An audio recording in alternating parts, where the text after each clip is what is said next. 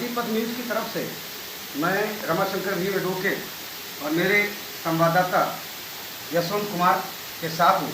आज मैं प्रयागराज इलाहाबाद में सेंट्रल बैंक के पूर्व मैनेजर चीफ मैनेजर जो 2015 में सेवा से निवृत्त हुए हैं, सेवा काल में रहते हुए भी जिन्होंने लगातार सामाजिक कार्यों में अभिरुचि ली और सेवा निवृत्त होने के बाद जब बहुजन आवाम पार्टी बनी तब से वो बहुजन आवाम पार्टी के राष्ट्रीय महत्व और प्रवक्ता रहे आदरणीय मोतीलाल कश्यप जी। मोतीलाल कश्यप जी के आवास में हम मौजूद हैं। मोतीलाल कश्यप जी, आपका क्रांति पथ न्यूज़ की तरफ से बहुत बहुत धन्यवाद, बहुत बहुत स्वागत। कश्यप जी, आप दो मुद्दों पर हम आपसे बात करें। अभी जो कोरोना काल में जो सरकार की नीतियाँ रही उसमें जो मध्यम वर्ग है बहुत प्रभावित हुआ। जो बहुत कमजोर वर्ग है उसके लिए तो सरकार ने कोई योजनाएं दी, जो और बड़े लोग हैं उनके तो कर्जे माफ हो गए, लेकिन जो मध्यम वर्ग है वो बहुत प्रभावित हुआ। और अभी जो कोरोना की महामारी पूरे तौर से देश पर प्रभावी है और बड़े चरम पर है। ऐसी स्थिति में जो अनलॉक सरकार ने किया है, इस पर आप क्या कहना चाहिए? बहुत अच्छा आपका प्रश्न है।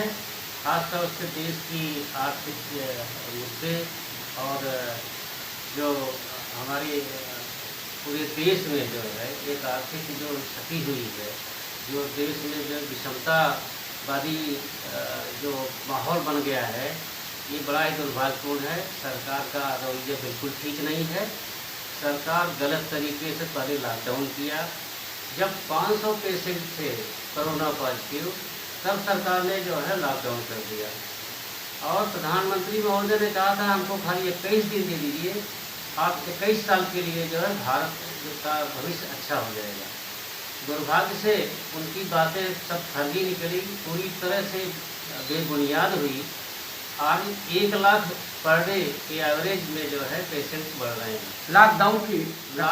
लॉकडाउन का जो प्रोसेस था, सरकार का जो प्रक्रिया थी, वो निरर्थक साबित हुई। लॉकडाउन का कोई मतलब नहीं रहा, बल्कि लॉकडाउन के दौरान जो फंसे हुए मजदूर थे, जो पैदल से निकले, जो दूसरे साधनों से निकले, जो भूखे प्यासे रहे, जो सड़क पर मरे, जिनके ऊपर ट्रेन चल गई, उस सब के लिए लॉकडाउन की गवर्नमेंट की पॉलिसी ही जिम्मेदार थी। और आप भी ऐसा मानते हैं? बिल्कुल सही बात कह रहे हैं आप। लॉकडाउन ने देश को बर्बाद कर दिया। और रही बात आपका जो प्रश्न है कि मध्यम वर्ग जो है, मध्यम वर्ग पूरी तरह से ध्वस्त हो गई। छोटे मोटे जो दुकान कारखाने थे सब बंद हो गए। पूरी तरह से लेबर क्लास जो था वो पूरी तरह से एक प्रकार से समझिए अपाहिज हो गया है और उनको महीनों महीनों चले हैं अपने वतन के लिए, कोई साधन नहीं, रास्ते में चाय पानी नहीं, मर गए, डिलीवरी हो गई, इतने जो है बर्बाद हो गए, एक्सीडेंट हो गए। आज आप देखते हो कल संसद में जो इसके विभाग के मंत्री महोदय थे, उन्होंने कहा सरकार के पास कोई आंकड़ा नहीं है कि कितने लोग मरे, कितने बर्बाद हुए। ये गैर जिम्मेदार जो वक्तव्य है सरकार का, बड़ा ही दुर्भाग्यपूर्ण है। कश्यप जी, ऐसी स्थिति में लोग कह रहे हैं कि विपक्ष भी अपनी भूमिका सकारात्मक रूप से निभा नहीं पा रहा है। कांग्रेस पार्टी एक मजबूत विपक्ष दे सकती है, लेकिन वो अपने परिवारवाद की राजनीति में या कह लीजिए आंतरिक कलह में उलझी हुई है। ऐसे में क्या किसी गैर भाजपा और गैर कांग्रेस के किसी अलायंस की संभावना बनती है, या आज की तारीख में ये उचित है कि कोई तीसरा फ्रंट बने जो तानाशाही पूर्ण जो है? भाजपा और कांग्रेस में कोई फर्क नहीं है। एक ए टीम है, दूसरी बी टीम है और इन दोनों के रहते देश का जो है विकास संभव नहीं है। हम चाहते हैं कि पूरा ओबीसी पिछड़ा और एससी एसटी समाज मिलके जैसे संख्या उनकी है वो सरकार बनाए।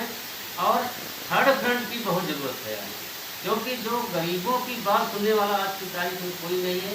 क्योंकि मनवादी जो पार्टियां हैं, दोनों पार्टी वही हैं, यहाँ से वहाँ जाते हैं, वहाँ से आ जाते हैं, ये 10 साल शासन करते हैं और 5 साल शासन करते हैं। इस प्रवृत्ति को बदलनी है और थर्ड फ्रंट की बहुत ज़रूरत है। हम समझ रहे हैं कि इसके लिए पूरे सारे जितनी पार्टियां हैं मिलके अपने अपना अहंकार छोड़ के सबको एक साथ बैठे। सब मिलके और आज देश की बात छोड़ें, गरीबों की बात सोचें और देश को आगे ले जाने के लिए एक फ्रंट बनाएं जिसमें अहम किसी का न होता है। कश्यप जी, एक महत्वपूर्ण सवाल है। आप उत्तर प्रदेश को बिलोंग करते हैं, उत्तर प्रदेश में हम भी हैं। ये उत्तर प्रदेश का जो योगी सरकार का जो अभी फैसला आ रहा है कि एक स्पेशल फोर्स बनाने जा रहे हैं पुलिस का, और जिसमें ये कह रहे हैं कि शक के आधार पर बिना किसी मजिस्ट्रेट के वारंट के किसी के घर में किसी की गिरफ्तारी हो सकती है, किसी के घर में घुस के तलाशी ली जा सकती है। ये जो कानून, ये जो पुलिस बल बनने जा रहा है, ये समाज के लिए आपको कैसा लग रहा है कि क्या समाज में इसकी प्रतिक्रिया होगी? हित कर रहेगा ये, या इसका जो है सरकार, जो जिसके हाथ में सरकार होगी, जिसके हाथ में ये पुलिस बल होगा, वो इसका दुरुपयोग करेगा? ये लोकतंत्र की हत्या है। किसी के अधिकारों को, जो मौलिक अधिकारों को छीना जाना बिना कारण, ये ब्रिटिश हुकूमत से भी ज़्यादा खतरनाक है। ब्रिटिश हुकूमत में जैसे किसी के साथ कुछ भी अत्याचार होता तो कोई सुनवाई नहीं होती थी, आज के शासन जो है भाजपा सरकार या योगी सरकार आज वही कर रही है। लोगों के मौलिक अधिकार, लोगों के बोलने का अधिकार छीन ले रहे हैं। आप देखिए, धारा 144 पूरे देश में लगा के भाजपा अपना प्रचार प्रसार कर रही है, लेकिन और कोई अगर कुछ काम करना चाहता है तो उसको ऊपर धारा 144 उल्लंघन मान के उसको बंद कर दिया। आप तो काफ़ी अनुभव है आपको समाज का। जिस तरीके से ये सरकार लगातार अपने विरोधियों के खिलाफ FIR दर्ज कराती है, चाहे वो आम आदमी पार्टी के संजय सिंह हो, चाहे कांग्रेस की प्रियंका गांधी हो, चाहे राहुल गांधी हो, चाहे और दूसरी पार्टियों के लोग हों, जिनके खिलाफ FIR दर्ज कराती है, ये जो तानाशाही रवैया है, हमको लगता है कि कश्यप जी, इससे पहले की सरकारों में शायद ही कभी रहा हो। ऐसा कभी नहीं था और लोकतंत्र पूरी तरह से खत्म हो चुका है। अघोषित इमरजेंसी लगी हुई है। अघोषित इमरजेंसी लगी। कश्यप जी, एक पर्सनल सवाल है, आपने बहुजन आवाम पार्टी क्यों छोड़ी? साथियों, मैं चाहता था कि जो एक गरीबों के हित के लिए हमने जो पार्टी अपनाई, बहुजन आवाम पार्टी, जो उसके कर्ता धर्ता थे माननीय मिठाईलाल पासी जी, उन्होंने कहा कि भाई गरीबों की बात कोई सुनने वाला नहीं है, इसलिए आप मेरे साथ काम करिए। तो सर्विस के बाद मैं उनको साथ जुड़ा और बातें चल रही थी। बाद में मैंने सोचा कि हमारे लाइक माइंडेड जो पार्टीज़ हैं, हम उनके साथ मिलकर क्यों न अपनी बात बढ़ाएं और लोगों को अपना विश्वास पैदा करें, जिससे हम उनके हित की कोई बात कर सकें। और जो वर्तमान में जो बहुजन आवाम पार्टी के कार्यकारिणी है, अध्यक्ष हैं, बहुत सी बातों पे हमारी उनकी भिन्नता थी, डिफरेंस ऑफ ओपिनियन था, इसलिए मैं हट गया है। मैं एक एका मिशन करके समाज की सेवा कर रहा हूँ। हमारी एका मिशन का काम है शिक्षा का विकास। जैसे मैं 20 बच्चों को फ्री शिक्षा दे रहा हूँ, हम एका मिशन के माध्यम से फ्री शिक्षा का व्यवस्था किया। अगले साल 100 हो सकते हैं, 50 हो सकते हैं। चलिए कश्यप जी, आपने एक अच्छा प्रयास किया कि सब लोग एक साथ मिल बैठ के काम करें। और जहाँ तक मैं समझ पा रहा हूँ, जिस तरीके से फेसबुक पे, सोशल मीडिया पे बहुजन बहुजन बहुजन 80, 85, 15 का जो खेल हो रहा है, उसमें जो छोटे छोटे संगठन या छोटी छोटी राजनीतिक पार्टियाँ हैं, मैंने ऐसा महसूस किया कि इनके जो लोग हैं उनके अंदर स्वयं ही एक बड़ा सा ईगो टाइप का है, तो वो एक दूसरे के साथ बैठना नहीं चाहते और एक दूसरे को खुद ही पसंद नहीं करते। और आमतौर से कहा जाता है कि समाज एक हो जाए। जब नेता एक साथ बैठने को तैयार नहीं है तो 85% का समाज एक साथ कैसे हो सकता है? कश्यप जी, क्या ओपिनियन है?